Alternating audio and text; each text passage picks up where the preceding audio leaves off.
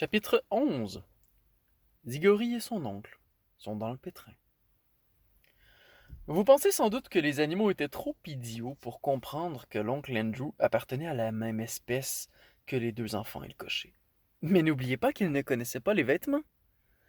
Pour eux, la robe de Polly, l'uniforme de Diggory ou le chapeau melon du cocher faisaient partie du corps de chacun, au même titre que leurs plumes ou leur fourrure.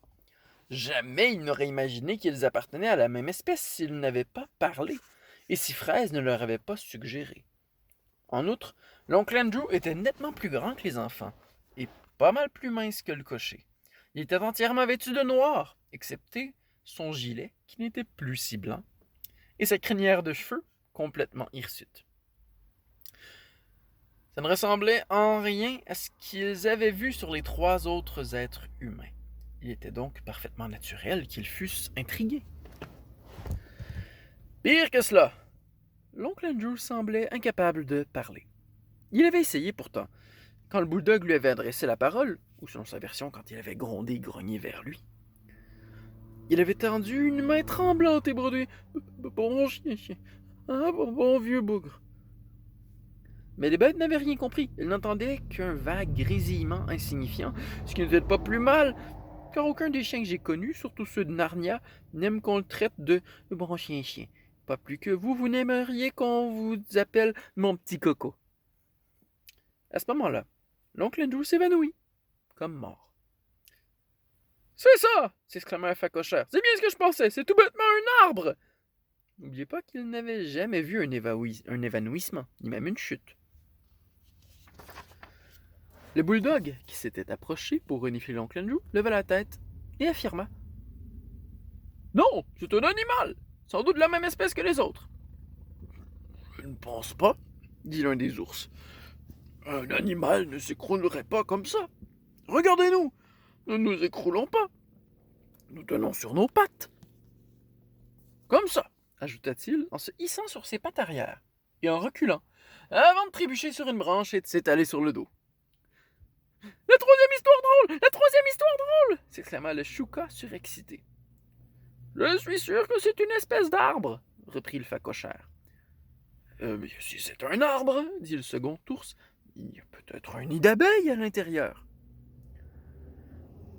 Ce n'est certainement pas un arbre, dit le castor. J'ai l'impression qu'il a essayé de dire quelque chose avant de s'affaler. Oh, c'était que le bruit du vent qui soufflait entre ses branches, dit le facochère. Mais tu vas quand même pas me dire que tu crois que c'est un animal qui parle, lui répondit le chouka. Il n'a pas dit qu'un seul mot.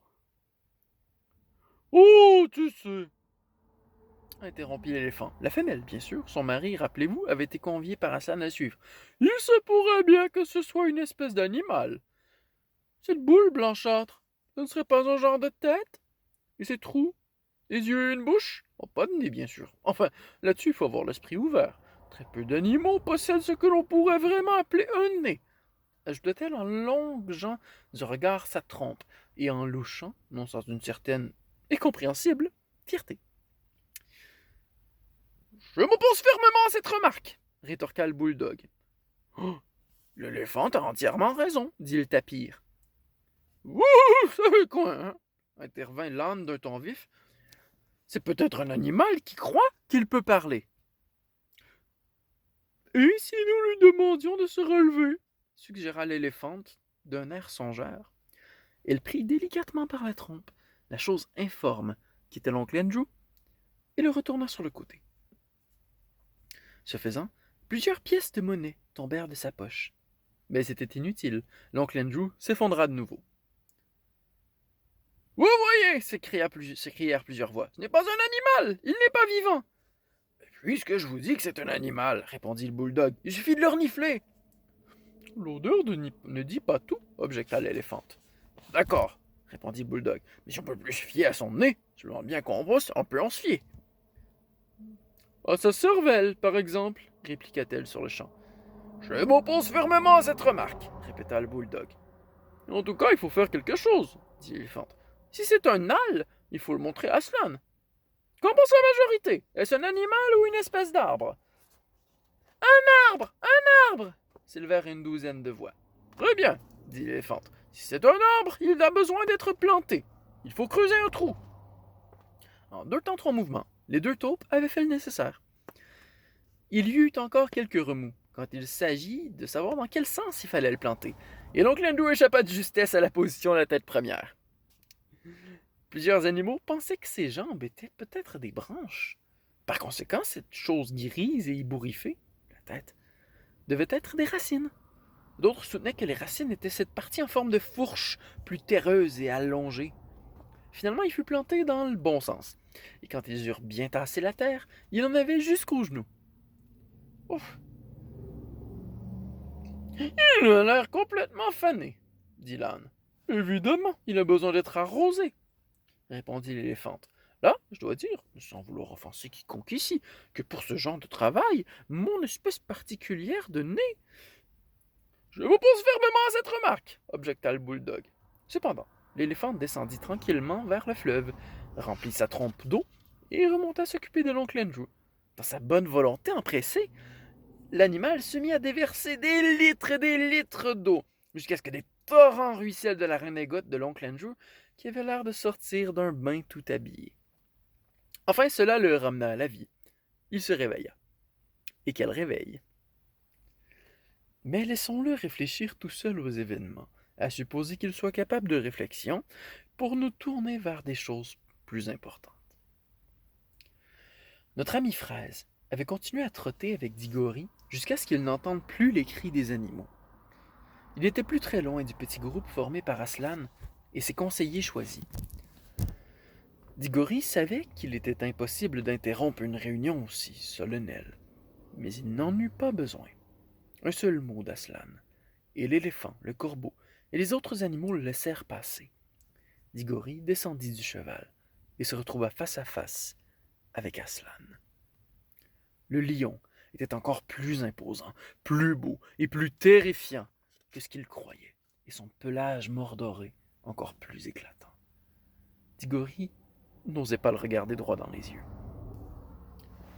« S'il vous plaît, monsieur le lion.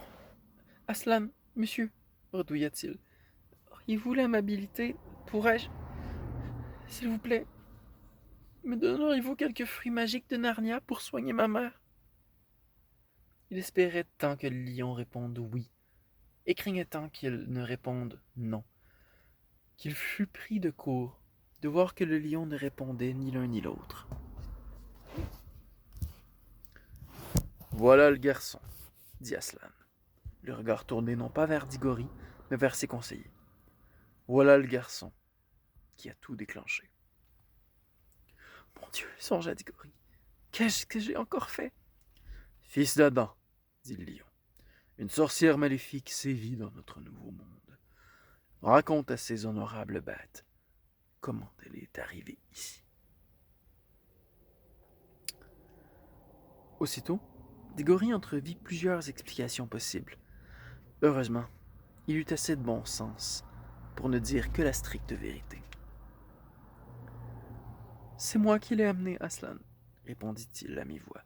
« Dans quel but? »« Je voulais la chasser de mon monde et la ramener chez elle. »« Comment se fait-il qu'elle était dans ton monde, fils d'Adam? »«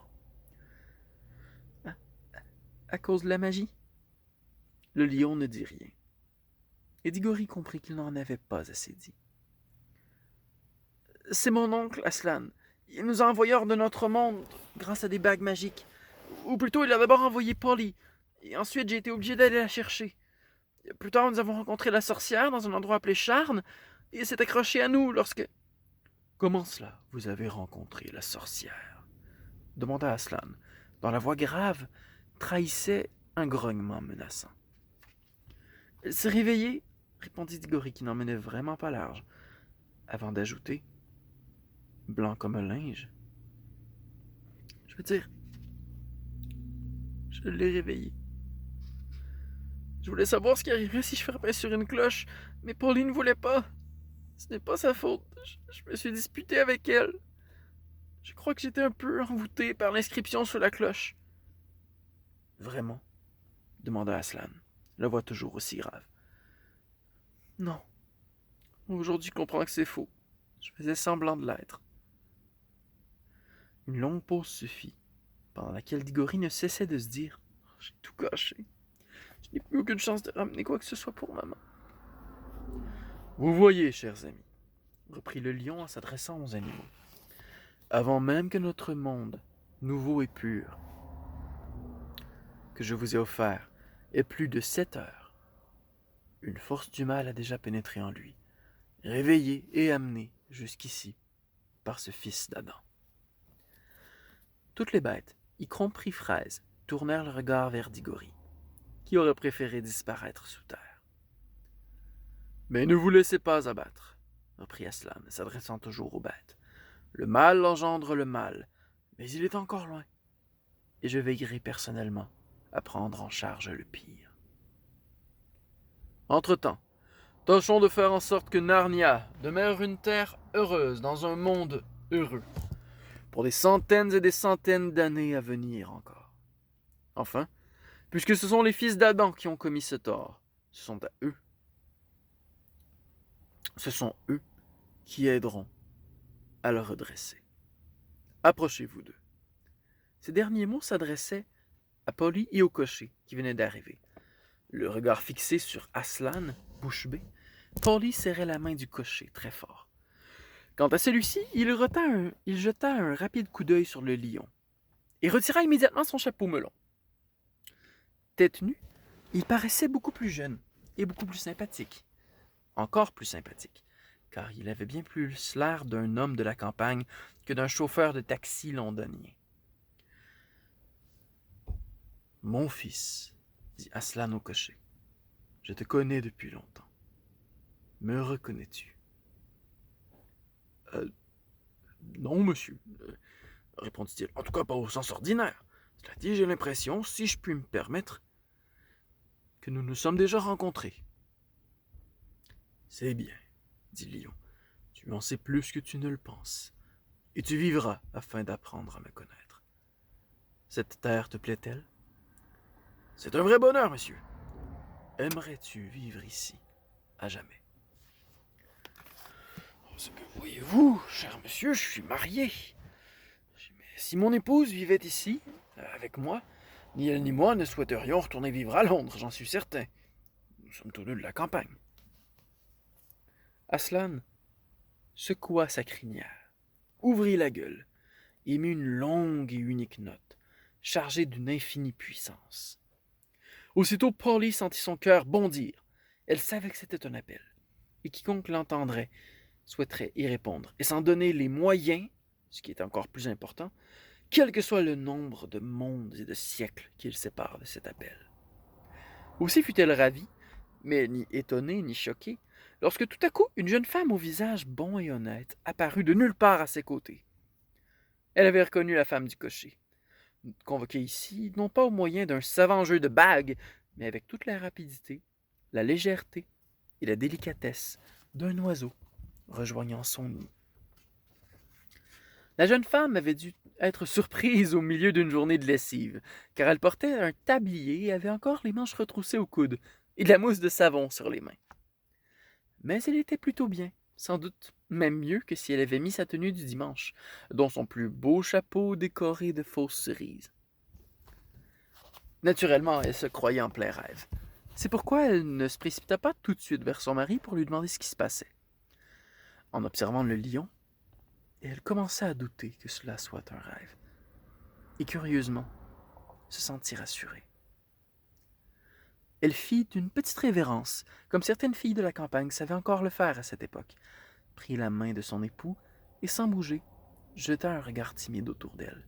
« Mes enfants, dit Aslan, vous êtes destinés à être les premiers rois et reines de Narnia. » Le cocher ouvrit grande la bouche de stupéfaction, et son épouse rougit violemment. « Vous régnerez sur Narnia, et donnerez un nom à toutes ces créatures. Vous les protégerez de leurs ennemis, et vous rendrez la justice. En effet, vous aurez des ennemis, car il existe dans ce monde une sorcière maléfique. »« Je vous demande pardon, dit le cocher, la gorge serrée. Mon épouse et moi-même, nous vous remercions du fond du cœur. Mais je ne pense pas que je suis le genre de type qu'il conviendrait pour ce style de job. Je n'ai pas fait d'études, vous comprenez. Bien, répondit Aslan. Si tu maniais la bêche et la charrue, cultiver la terre. Oui, monsieur, ce genre de travail, ça pourrait m'aller, je connais. Es-tu capable de gouverner ces créatures avec clémence et justice, sachant que ce ne sont pas des esclaves, comme les bêtes muettes dans le monde où tu es né, mais des bêtes qui parlent et des sujets libres? Je comprends, monsieur. Je tâcherai d'être aussi honnête que possible. Saurais-tu apprendre à tes enfants et à tes petits-enfants à faire de même? Faudrait que j'essaye, monsieur. Je ferai de mon mieux. Tu ne crois pas, Nelly? Et tu n'aurais pas de favoris, ni parmi tes enfants, ni parmi les autres créatures. Tu ne laisserais personne exploiter ni maltraiter son prochain. Je suis incapable de prendre de tels engagements, monsieur, en toute sincérité. Les gens auront ce qu'ils méritent, répondit le cocher, dont la voix était de plus en plus posée et profonde, plus proche de celle d'un homme de la campagne que de la voix sèche et saccadée d'un vieux londonien des faubourgs. Le jour où des ennemis se dresseront contre notre pays et qu'il y aura la guerre, seras-tu le premier à t'élever contre eux et le dernier à faire retraite? C'est difficile tant qu'on n'a pas soi-même été mis à l'épreuve, mais il y a des chances que je sois plutôt conciliant. Je me suis jamais vraiment battu, sauf un coup de poing. J'essaierai. Enfin, disons que j'espère que j'essaierai de faire de mon mieux. Ainsi tu auras accompli tout ce qu'un roi doit accomplir. Ton couronnement aura lieu bientôt. Toi, tes enfants et tes petits-enfants, vous serez consacrés roi et reine. Certains seront rois de Narnia, d'autres seront rois d'Arkenland, une région située plus loin, au-delà des montagnes du sud. Quant à toi, petite fille, dit-il en se tournant vers Polly, sois le bienvenu. As-tu pardonné à ton ami la façon dont il t'a traité devant la salle des images du palais de charme, la cité maudite? Oui, Aslan, nous nous sommes réconciliés. C'est bien. À présent, occupons-nous du garçon.